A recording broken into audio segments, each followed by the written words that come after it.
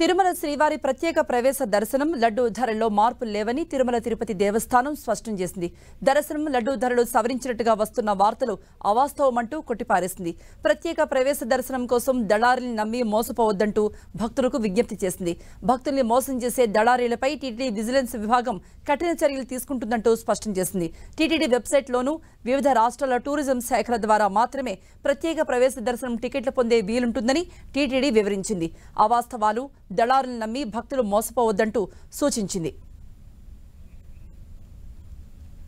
మరిన్ని అప్డేట్స్ మా ప్రతినిధి శ్రీనివాస్ అందిస్తారు. శ్రీనివాస్, కృపా తిరుమల శ్రీ వెంకటేశ్వర స్వామి వారి ప్రత్యేక దర్శనం టికెట్లు అదేవిధంగా లడ్డూ ధరలు తగ్గాయంటూ సోషల్ మీడియాలో విస్తృతంగా ప్రచారం జరిగింది ఇవాళ మధ్యాహ్నం నుంచి కూడా.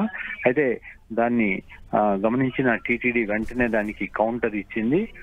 తాము ఎటువంటి ధరలు తగ్గించలేదని, ప్రత్యేక దర్శనం టికెట్లు కానీ లడ్డూల ధరలు కానీ తగ్గించలేదని క్లారిటీ ఇచ్చింది.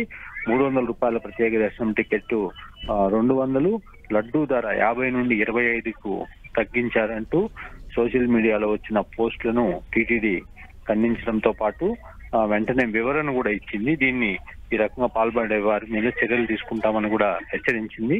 అదేవిధంగా స్వామివారి ప్రత్యేక దర్శనం టికెట్లను దళారీల నుంచి కొనుగోలు చేయొద్దని, టీటీడీ వెబ్సైట్ ద్వారానే కొనుగోలు చేయాలని కూడా ఒక హెచ్చరిక జారీ చేసింది.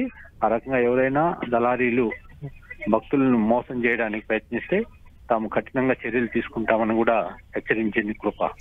రైట్ శ్రీనివాస్, సో దర్శనం విషయంలో కానీ ప్రసాదం విషయంలో కానీ ఎటువంటి మార్పులు లేవు, ఈ అవాస్తవాలు నమ్మొద్దంటూ కూడా టీటీడీ స్పష్టం చేసింది, దళారులు నమ్మవద్దంటూ కూడా చెప్పింది.